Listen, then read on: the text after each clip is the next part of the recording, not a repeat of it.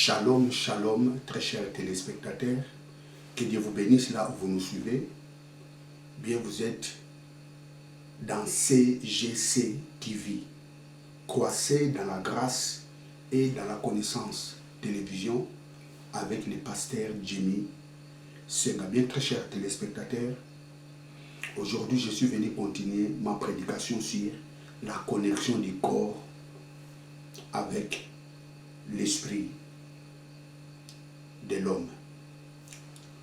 Bien, je vais faire la prière avant de commencer ce message.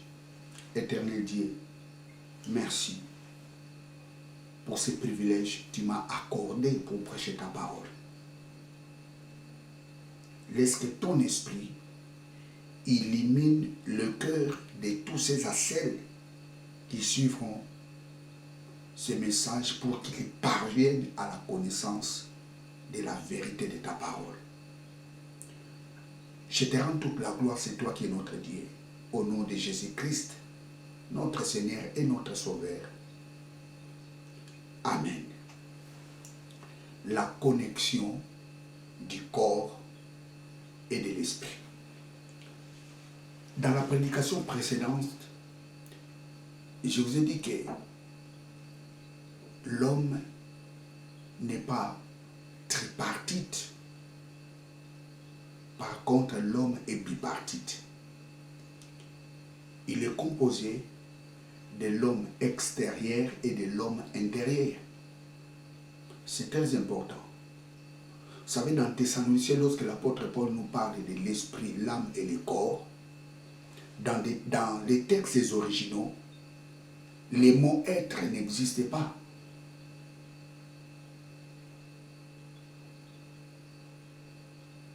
Les mots être n'existaient pas. L'apôtre Paul ne dit pas que Dieu sanctifie votre être. La Bible ne nous dit pas comme ça. Par contre, la Bible nous dit que Dieu sanctifie complètement et entièrement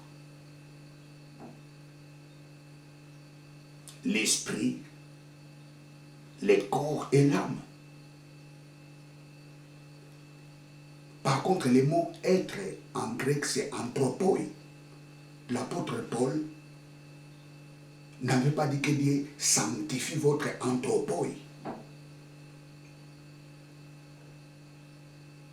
Parce que le mot anthropoi signifie être. Donc l'homme n'est pas tripartite, l'homme est bipartite. Il est composé de l'homme extérieur et de l'homme intérieur. Donc le corps et l'esprit. Mais l'esprit de l'homme a une âme. Sans l'âme, l'esprit de l'homme est rien. C'est l'âme qui fait la personnalité de l'esprit.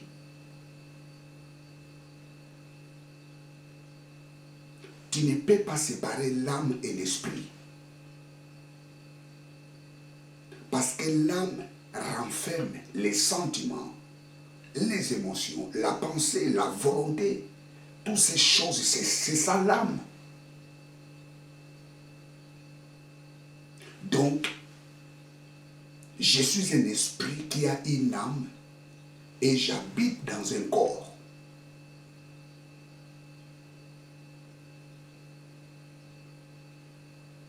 Je suis un esprit qui réfléchit, qui a des émotions, qui a des sentiments, qui a la volonté, qui a les pensées. Praise God. Donc, le corps de l'homme est un emballage. Le vrai homme, ce n'est pas l'homme extérieur. Le vrai homme, c'est l'homme intérieur. Parce que c'est l'homme intérieur qui conduit l'homme extérieur. Le corps subit ce que l'esprit pense. Le corps subit les émotions de l'esprit. Le corps subit les sentiments de l'esprit. Le corps subit la volonté de l'esprit. Praise God. Ce n'est pas le corps qui conduit l'esprit, mais c'est l'esprit qui conduit le corps. Parce que l'esprit de l'homme a les sentiments, les émotions, la volonté, la pensée, les désirs. Tout ça, c'est dans l'esprit de l'homme. Un jour, j'en parlerai en profondeur.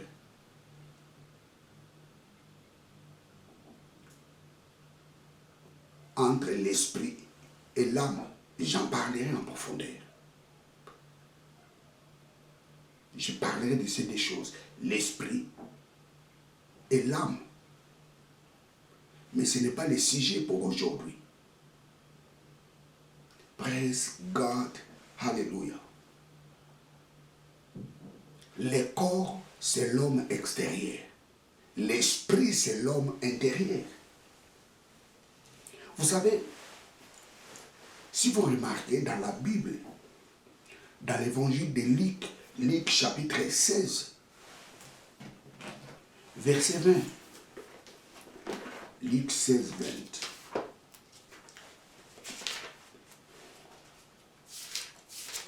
Luc 16. Luc 16, 20. On peut commencer au verset 19. Et je vais m'arrêter au verset 20. C'est trop long, le texte est trop long. Donc, Luc chapitre 16, verset 19, jusqu'au verset 30. C'est l'histoire de l'homme riche et le pauvre Lazare. Il y avait un homme riche qui était vêtu de pourpre et de fin lait, et qui chaque jour menait joyeuse et brillante vie. Un pauvre nommé Lazare était couché à sa porte, couvert d'ulcères, et désiré de se rassasier des miettes qui tombaient de la table du riche. Et même les chiens venaient encore lécher ses ulcères. Je m'arrête par là. Vous savez, plusieurs lecteurs de la Bible connaissent cette histoire. L'homme riche et le pauvre Lazare. L'homme riche avait presque tout. Le pauvre Lazare avait rien. Il mangeait des miettes qui tombaient sur la table de l'homme riche. Et si vous lisez ces passages, vous verrez que les jours où les deux sont morts, l'homme riche était parti dans les séjours des morts. L'homme pauvre, le pauvre Lazare, était parti dans les seins d'Abraham. Ici, on ne dit pas que tous les riches iront en enfer. Non. Ici, nous voyons la méchanceté de plusieurs personnes qui ont de la possibilité. Des gens qui ont de la possibilité, qui bafouent ceux qui n'ont rien. Des gens qui ont des possibilités, qui minimisent ceux qui n'ont rien. Les deux sont morts. Mais qu'est-ce qui s'est passé? Vous remarquerez. L'homme riche dans les séjours des morts était dans la galère incroyable. Et le pauvre Lazare était dans les seins d'Abraham, dans la joie. Mais vous remarquerez, l'homme riche avait soif de boire de l'eau. Mais comment quelqu'un qui n'a pas un corps, il a soif de boire de l'eau? Mais comment quelqu'un qui n'a pas un corps vit dans la joie sur les seins d'Abraham?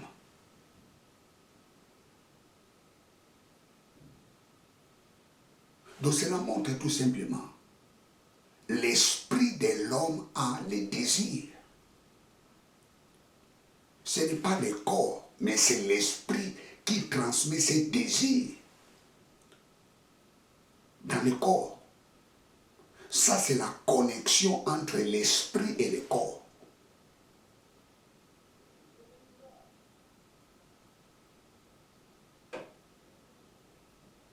L'homme riche dans le séjour des morts était dans la galère, sans corps. Praise God. Quelqu'un qui n'a pas un corps, il sent la galère, il sent la misère. Et quelqu'un qui n'a pas un corps, dans un autre côté, il sent la joie. Qu'est-ce que cela signifie? Ça signifie tout simplement, les désirs que l'homme sent, ces désirs ne viennent pas de son corps, ces désirs viennent de son esprit. On peut enlever son corps. Ce désir restera. Pourquoi? Parce que l'âme est dans l'esprit de l'homme. L'âme n'est pas dans le corps de l'homme. L'âme est dans l'esprit de l'homme. Le corps est un emballage.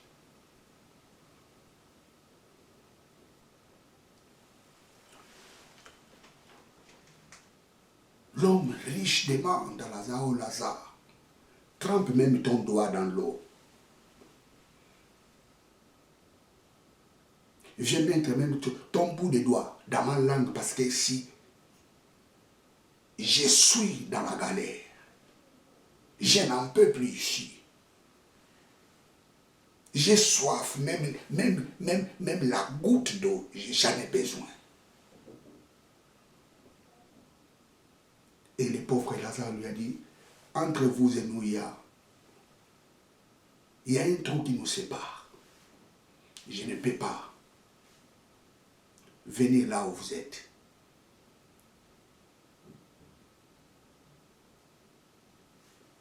Écoutez, très cher ami, nous sommes au temps de la grâce. Après la mort, fini le temps de la grâce. Oh, moi, je m'en fous de vos histoires de Dieu, je m'en fous. Oui, tu t'en fous. Mais tu dois savoir une chose. Il y a un jugement qui t'attend.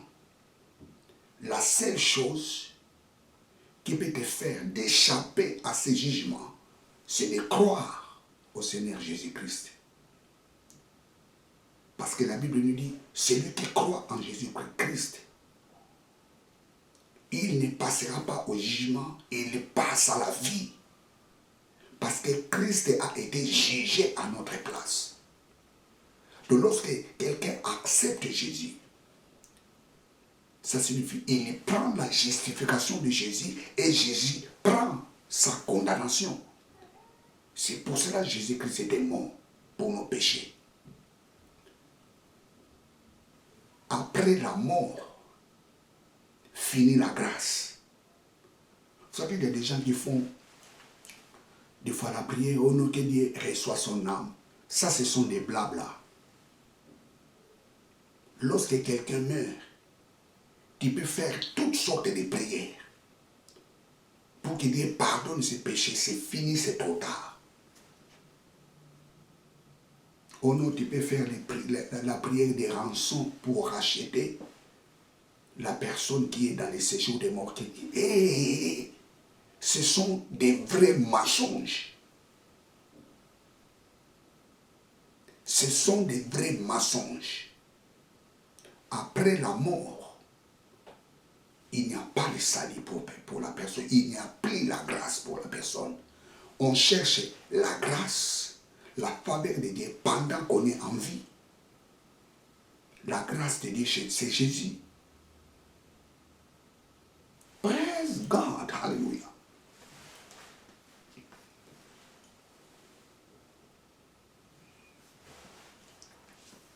L'esprit et le corps de l'homme, les deux sont en connexion.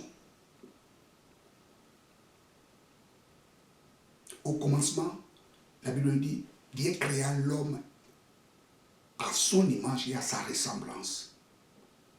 Ça, c'est l'esprit de l'homme. Les versets de Dieu forma l'homme de la poussière. Vous remarquerez en hébreu, il y a le verbe bara et le verbe yachar. Bara, ça signifie former. Yachar, bara signifie créer. Yachar signifie former. Dieu a formé l'emballage de l'homme, son corps, par la poussière de la terre. Et lorsqu'il a soufflé dans ses narines, il y a eu la connexion entre l'esprit de l'homme et son corps.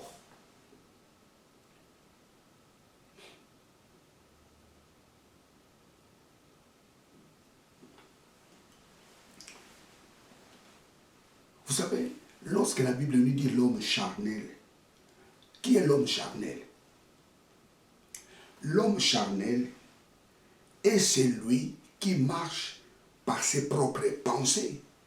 C'est celui-là, l'homme charnel. L'homme charnel, ça signifie l'homme qui marche selon ses pensées, ses émotions, ses sentiments, ses désirs. C'est celui-là, l'homme charnel.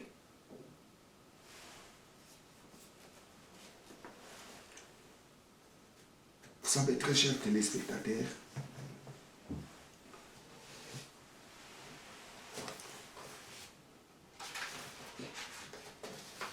Adam, dans le jardin d'Éden, était un homme spirituel. Vous savez, lorsqu'on dit un homme charnel, ce n'est pas un homme dont son esprit, comment je peux dire, ce n'est pas comme quelqu'un dont son esprit est mort. Un homme charnel est celui qui marche selon ses pensées, selon ses émotions, selon ses sentiments. L'homme spirituel est celui qui marche selon la pensée de Dieu.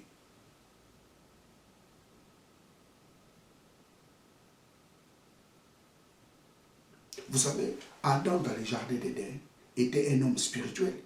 Ça ne signifie pas qu'il n'avait pas un corps. Il avait un corps dans le jardin d'Éden, mais il était un homme spirituel.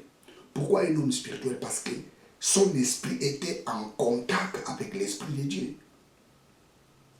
Il marchait selon la pensée de Dieu.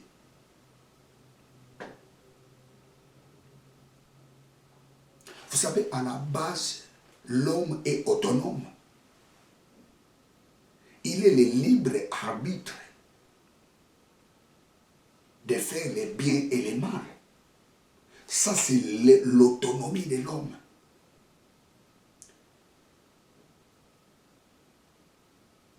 Et l'homme, lorsqu'il marche selon ses propres pensées, il est l'homme charnel. Lorsqu'il marche selon la pensée de Dieu, il est l'homme spirituel. Adam, l'homme spirituel, le jour où il avait péché, il était devenu l'homme charnel. Lisons 1 Corinthiens chapitre 15, verset 45.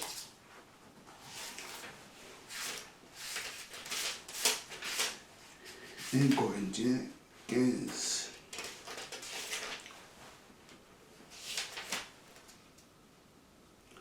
« 1 Corinthiens 15, 45. C'est pourquoi il est écrit, le premier homme Adam devint une âme vivante. Le premier homme Adam devint une âme vivante. Adam devint. Verbe devenir, c'est le verbe transitoire. Ça signifie avant Adam n'était pas une âme vivante. Le premier homme devint. une âme vivante.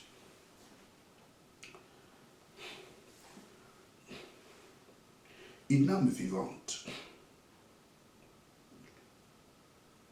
Le dernier Adam est devenu un esprit vivifiant.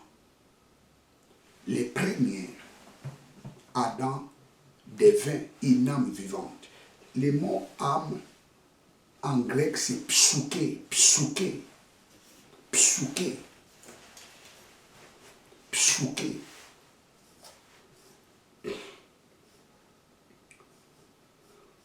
Psyché.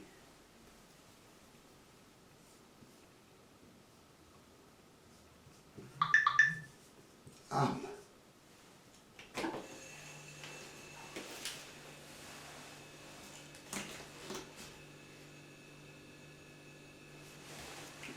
Psyché. Psyché. Il était devenu l'homme qui marchait selon son âme. C'est-à-dire Adam, sa déconnexion avec Dieu lui a fait qu'il devienne une personne qui ne marche plus selon la pensée de Dieu. Adam commençait à marcher selon son âme, selon ses désirs, selon ses émotions, selon ses pensées, selon sa volonté. Or, lorsque l'esprit de l'homme se déconnecte avec l'esprit de Dieu, l'homme perd ses repères.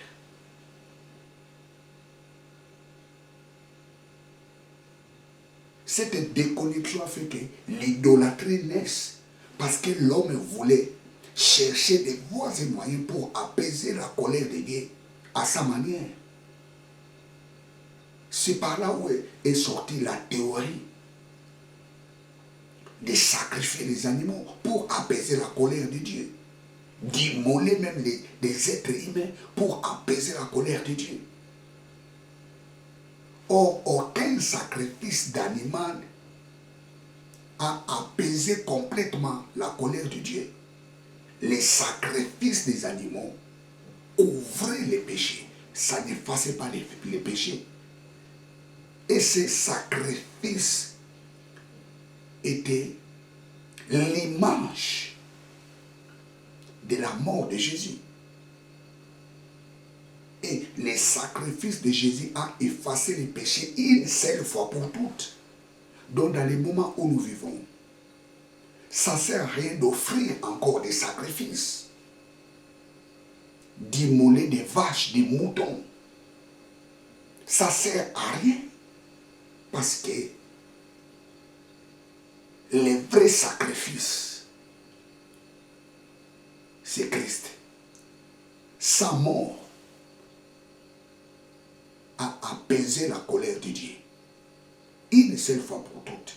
Et son sang a effacé les péchés de tous ceux qui croient en lui.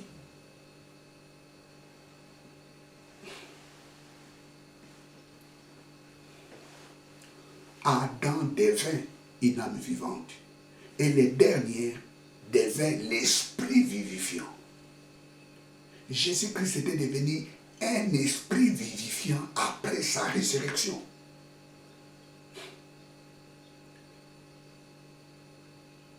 Parce que c'est lui le dernier Adam. Jésus-Christ était devenu un esprit qui donne la vie. Parce que nous tous, nous avons reçu la mort par Adam. Nous avons reçu les péchés par Adam. Et nous avons reçu la vie par Jésus.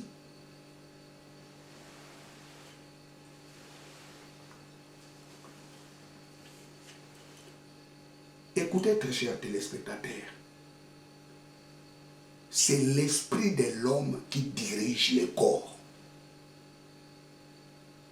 C'est pour ça que la parole de Dieu nous dit, le corps ne sert à rien. Jean chapitre 6, verset 33.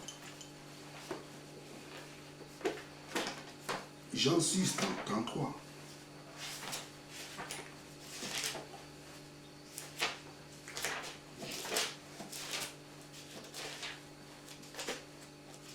Jean 6, 63.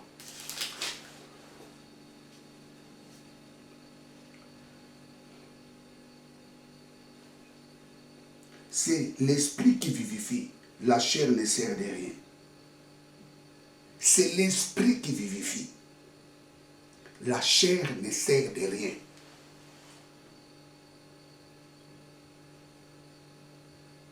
C'est l'esprit qui donne la vie dans le corps, parce que ce corps ne sert de rien. Ton corps ne sert de rien, c'est ton esprit qui donne la vie dans ton corps.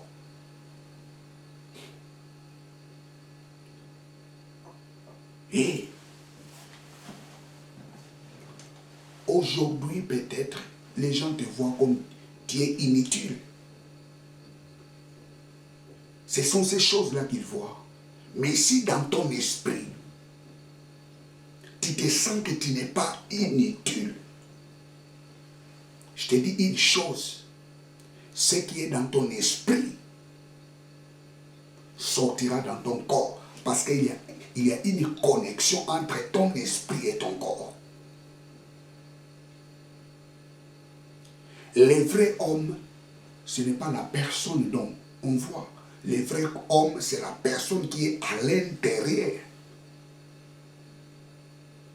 de l'homme. Les gens te voient pauvre.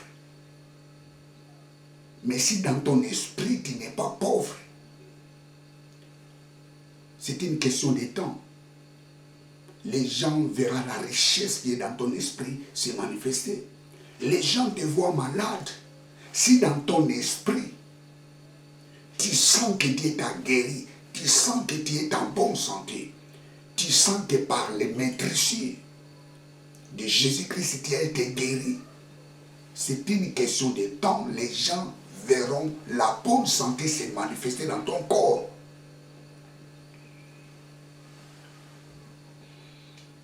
Waouh!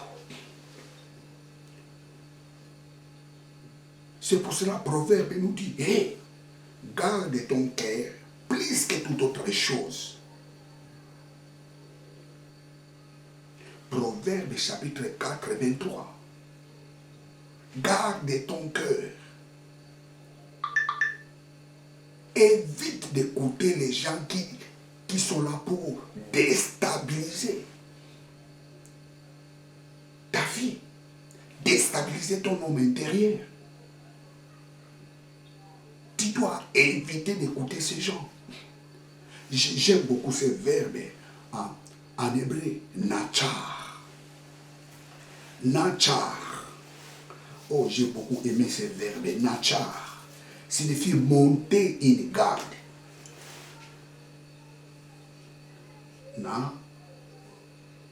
Nachar. Monter une garde. Monter une garde. C'est de faire les sentinelles de ta vie.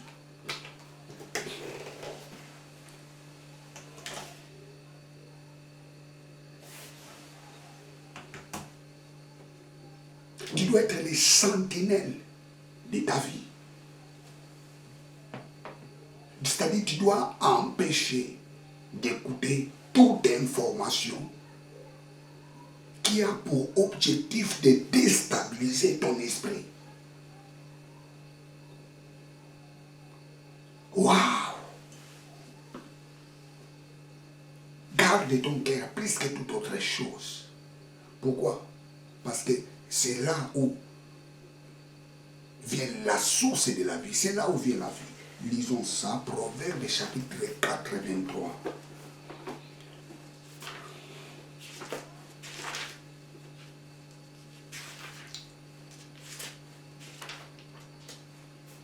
Proverbe 4, 23. Garde ton cœur plus que toute autre chose, car de lui viennent les sources de la vie. Ta réussite vient de là. Ton succès vient dans ton esprit.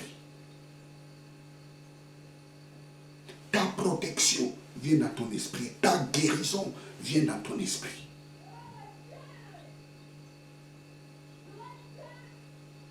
Garde ton cœur plus que toute autre chose.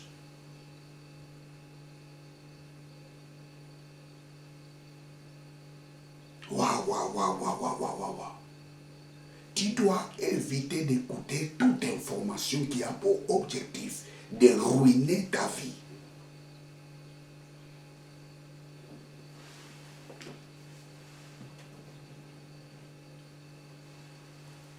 Tu dois être le sentinelle de ta vie.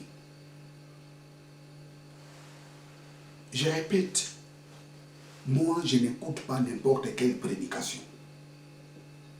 Même des chansons religieuses. Je n'écoute pas n'importe quelle chanson religieuse.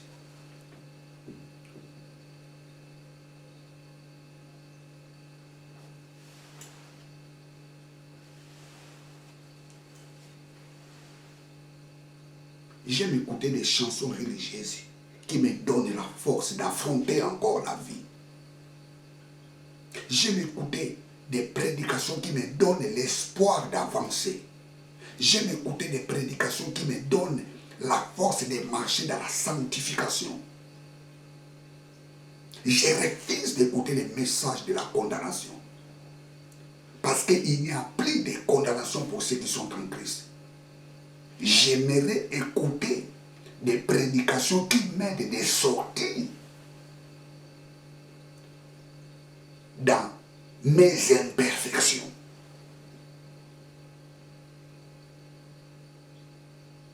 Vous savez, il y a des sortes de prédications. Il y a des prédications qu'on appelle les laits spirituels et la prédication qu'on appelle la nourriture solide. Vous remarquerez dans plusieurs églises, on leur prêche des laits spirituels, des messages qui n'aident pas les enfants de Dieu de grandir dans la connaissance. On leur prêche des futilités pour qu'ils soient enchaînés.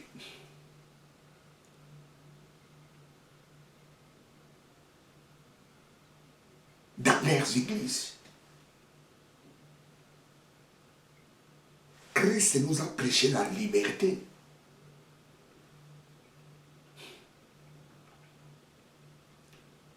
C'est pour cela, cette chaîne, son nom est croissez dans la grâce et dans la connaissance. Ça, c'est la mission de cette chaîne. Aider les gens de grandir dans la grâce et dans la connaissance. Parce que quelqu'un qui a la connaissance de la parole de Dieu, il sait qu'est-ce qu'il faut faire. Il sait qu'est-ce qu'il ne faut pas faire.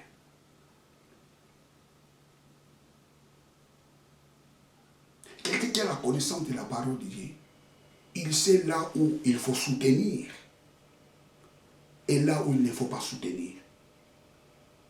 Et ceux qui n'ont pas la connaissance de la parole de Dieu, ils sont dirigés par les gourous.